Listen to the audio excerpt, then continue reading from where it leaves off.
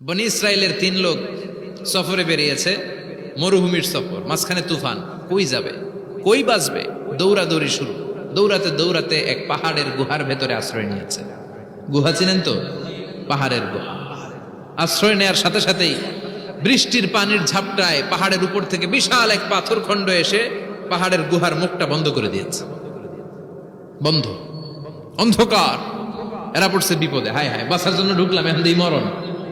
ঢুকছিল কি জন্য? এখন মরণ। বিশাল পাথরের খণ্ড এসে গুহার রাস্তাটা বন্ধ করে দিয়েছে। 3 জন গায়ে যত শক্তি ছিল ধাক্কায়ও পাথর সরাইতে পারে না। হায় হায়, অক্সিজেন ভিতরে যা আছে আধা ঘন্টা শেষ হয়ে যাবে। কি করে বাঁচবো? বাঁচার উপায় নাই। চিল্লা ফাল্লা শুরু হয়ে গেল, কান্নাকাটি শুরু। একজন বলে, তোমাদের জীবনে কার কি ন্যাক আমল আছে, যেই ন্যাক আমলটা আল্লাহর ভয়ে করছিল ওইটার ওসিলা দিয়ে দোয়া করে দেখো কিছু হয় কিনা। সুবহানাল্লাহ কোন? এটাই উপায়। একজন হাঁটু গেড়ে চোখের পানি ছাড়া শুরু করছে আর দোয়া শুরু করছে, আল্লাহ আল্লাহুম্মা কানাত লি আবাওয়ান শাইখান কাবীরা। আল্লাহ, আমার বাবা মা ছিল বৃদ্ধ বৃদ্ধা, আমি পেশায় রাখাল, সারাদিন ছাগল চড়িয়ে রাত্রিবেলা দুধ আনতাম, সবার আগে আব্বা আম্মারে দিতাম, এরপরে আমার ছেলে মেয়ে, এরপরে স্ত্রী। একদিন গভীর রাতে এসে দেখি আব্বা আম্মা ঘুমায়। দুধের বাটি নিয়ে আব্বা আম্মার মাথার সামনে দাঁড়িয়ে রইলাম। ছেলে মেয়েগুলো আব্বা এসে বলে, আব্বা দুধ দাও। আমি বললাম পরে, আগে আব্বা আম্মা খাবে, তারপরে তোরা। ছেলে মেয়েগুলো কান্না জুড়ে দিল, আমি দেই নাই। ফজর পর্যন্ত দাঁড়িয়ে রইলাম। ফজরের আগ দিয়ে আব্বা আম্মা ঘুম থেকে উঠে দেখে তো আমার অবাক, কিরে বাবা দাঁড়িয়ে কেন? বললাম, প্রতিদিন দুধ খেয়ে ঘুমাও, আজকে আগে আগে ঘুমিয়েছো, দুধ খাও নাই, তোমাদেরকে আগে দিব বলে দাঁড়িয়ে রইলাম। আল্লাহর ডেকে বলে, আল্লাহ, ওই দিন সারা রাত দুধের বাটি নিয়ে মা বাবার শিওরে আমি দাঁড়িয়েছিলাম।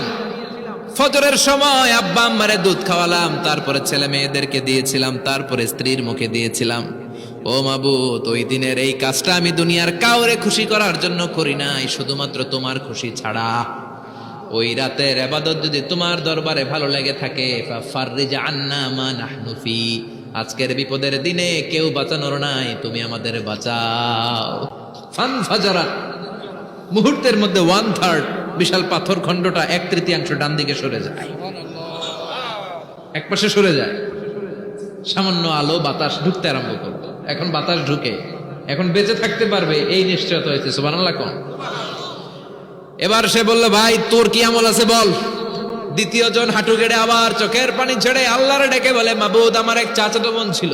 আল্লাহ, সুন্দরী, অনন্যা, অপসরী, প্রিয়ংবদা, অনুসুয়া, গুণবতী, রূপবতী আমার এক চাচাতো বোন ছিল। তার প্রেমে আমি ছিলাম পাগল পাড়া, কিন্তু সে তো আমার ডাকে সাড়া দেয় না। অনেক চেষ্টা করলাম তারে পাওয়ার জন্য। চাচাতো বোন আমারে বলে, 100 স্বর্ণ মুদ্রা যেদিন দিতে পারবা ওই দিন আমারে পাবা। এবার আমি স্বর্ণ মুদ্রা কালেকশনের কাজে লেগে গেলাম। বছরের পর বছর চেষ্টা করে 100 স্বর্ণ মুদ্রা যেদিন পেলাম ওই দিন চাচাতো বোনের কাছে গেলাম, যে তার হাতে স্বর্ণ মুদ্রা দিলাম, বললাম চলো এবার আমরা অপকর্ম করি।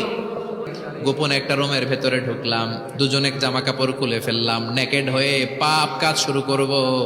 ইন দা মিন টাইম আমার চাচাতো বোন আমারে বলে, ও আমার চাচাতো ভাই, আমারে তুই সতীত্ব তুই নষ্ট করে দিস না, ইত্তাকিল্লাহ, আমার সম্ভ্রম তুই শেষ করে দিস না, ইত্তাকিল্লাহ, আল্লাহরে ভয় কর। আল্লাহ, ওই মুহূর্তে ফিরে আসা কঠিন কঠিন, কিন্তু ইত্তাকিল্লাহ, আল্লাহরে ভয় করে, এই শব্দটা যখন শুনলাম আমার ভিতরটা কেঁপে উঠেছে। আমি মুহূর্তে তোমার ভয়ে জামা পড়ে ওই রুম থেকে চিৎকার মেরে বেরিয়ে গিয়েছি। আল্লাহ, সেদিন আমি পাপ কাজ করি নাই, সেদিন আমি মনের খায়েশ মিটাই নাই, তোমার ভয়ে সেদিন আমি দৌড়ে পালিয়েছি। ওই দিনের ইবাদতটা, আমলটা যদি তোমার কাছে ভালো লেগে থাকে, ফাফাররিজ আন্না ফিমা নাহনু ফি, আজকে যেই বিপদে আছি তুমি বাঁচাও। বলার সাথে সাথে 2/3 2/3 পাথরের খণ্ডটা আরো ডান দিকে সরে যায়। সুবহানাল্লাহ পড়েন। এবার আরো বড় ফাঁকা হয়েছে। এবার তারা বেরোতে চেষ্টা করলো, দেখে মাথা বেরোয়, শরীর বেরোয় না, হাত বেরোয়, পিঠ বেরোয় না, পা বের হয়, দেহ বেরোয় না, আরো ছুটতে হবে। এবার বাকি আছে কয়জন? একজন। সে দোয়া করতে শুরু করলো, আল্লাহ ইস্তাজারতু জারাক, আমি ব্যবসায়ী ছিলাম, অনেক শ্রমিক ভাড়া করে একদিন একটা কাজ করালাম, সব শ্রমিকের টাকা দিয়ে দিলাম। এক শ্রমিক টাকা না নিয়ে ভাগলপুর কই যে গেছে নিজেও জানি না, ওর টাকা আমার কাছে রয়ে গেল। এই শ্রমিককে আর টাকাটা বুঝাই দিতে পারি নাই। এই টাকা দিয়ে আমি কয়েকটা ছাগল কিনলাম, এই ছাগলগুলো বাচ্চা দিল, ওগুলো বাচ্চা দিল, ওগুলো বাচ্চা দিল, দিতে দিতে বিশাল ছাগলের ডেইরি ফার্ম করে ফেললাম তার ওই টাকা দিয়ে। এক যুগ 12 বছর পরে সে এসে বলে আমার টাকা ফিরায় দাও। আমি বললাম এই যে ছাগলের ডেইরি ফার্ম পুরোটাই তোমার। সে বলে আতাস্তা জি মিন্নি, আমার সাথে ঠাট্টা করো? আমি পাই সামান্য কয়টা টাকা, এক যুগ আগে যে টাকা পাইতাম ওইটা দিলেই চলবে। আমি বললাম ও শ্রমিক, তোমার টাকা দিয়ে আমি ছাগল কিনে ব্যবসা করেছি, ছাগল বাচ্চা দিয়েছে, বাড়তে বাড়তে বাড়তে বাড়তে আজকের বিশাল এই ডেইরি ফার্ম।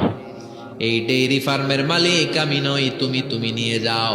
বলার সাথে সাথে শ্রমিক আনন্দে নাচতে নাচতে ডেইরি ফার্ম নিয়ে যায়। ও আল্লাহ, ওই দিন যদি সে যতটুকু টাকা পাওনা ছিল অতটুকু দিলেই সে খুশি হয়ে যেত।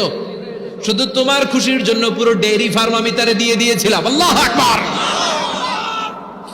আল্লাহ, আজকের এই বিপদের দিনে আমার সেদিনের আমলটা যদি তোমার কাছে ভালো লাগে তুমি বাঁচাও। বলতে দেরি, মুহূর্তের মধ্যে বিশাল প্রকাণ্ড পাথর খণ্ডটা অন্যদিকে দৌড়ে চলে যায়। পাহাড়ের গুহা ওপেন, পাথর খণ্ড নাই।